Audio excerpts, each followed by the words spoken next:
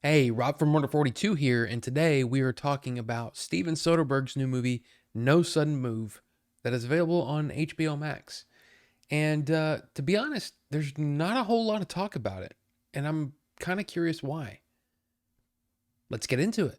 No Sudden Move, directed by Steven Soderbergh, is about a group of criminals who are brought together under mysterious circumstances and have to work together to uncover what's really going on when their simple job goes completely sideways. The movie stars Don Cheadle, Benicio Del Toro, Kieran Culkin, David Harbour, John Hamm, and Brendan Fraser. So, yeah, No Sudden Move. I just gotta say it. I gotta get it out of the way at the beginning. I hate the lens used in this movie. It's it's not a fisheye lens, but it's a lens that has a distorting lens. So on the outside of the image, it's warped.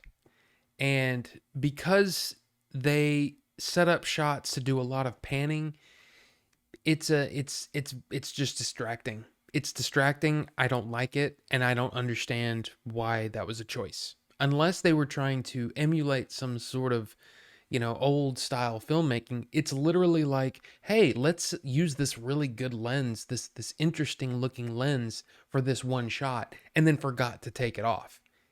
I don't see the point of it. To me, it didn't add anything but a warped view of the entire movie. And I have to say too, I got a headache watching it. And I thought, am I the only like I didn't know if I was getting a headache beforehand, I wasn't sure.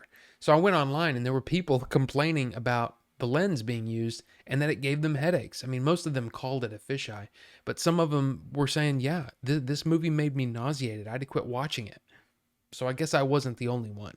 A lot of people were talking about how they found the dialogue hard to understand and that they had to turn on subtitles to figure out what was going on. I didn't really have that issue, but at the same time, I always have subtitles on because I enjoy that.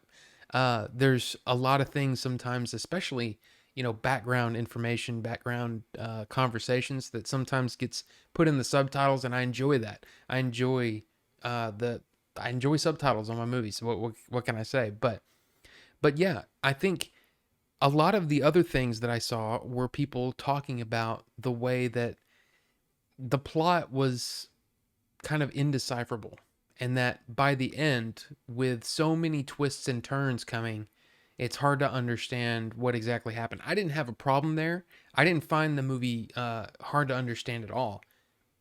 I just was kind of left with a, oh.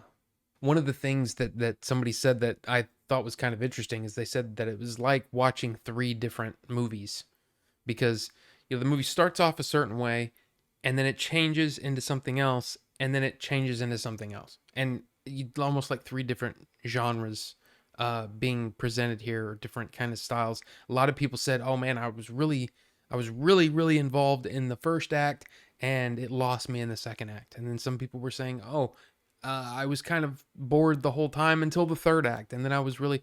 Look, I enjoyed watching the movie play out. Now there are a ton of cameos in this movie. Just even the smallest one to me would be I'd be ruining it for you. If you're interested in this movie, you hear this cast. This cast is pretty amazing, and you say yeah, I want to watch this. Yeah, don't read anything else. Just go in and watch it because the surprise cameos that pop, they're fun. They're fun. Now I found this interesting that this is only playing on HBO Max, and I'm not sure if that was something that was always the plan or what the deal was. But apparently this shot late in the pandemic. I think it started shooting in September of 2020. So it's kind of interesting that it was a pretty quick turnaround, And look, I gotta say, like I said, the acting across the board was great. Was I'll just say this: even if some of it wasn't great, it was certainly serviceable. Right? There's no bad performance in the bunch. I just couldn't stand looking at it. So overall, look, I think if the movie was shot with a normal lens, and I know I'm kind of I'm kind of focusing on that. But I guarantee you, you're going to have a hard time focusing on anything else. So if it was shot with a normal lens, I'd probably give this movie, 3 stars. I would recommend this movie. As it stands, I got to give it 2.5 stars. I'm sorry. I don't think that shooting the film in a strange way adds anything to the storytelling. In fact, if all it does is distract, then it's not doing what it's supposed to do. I mean, look, that's just my opinion, and I'm sticking to it.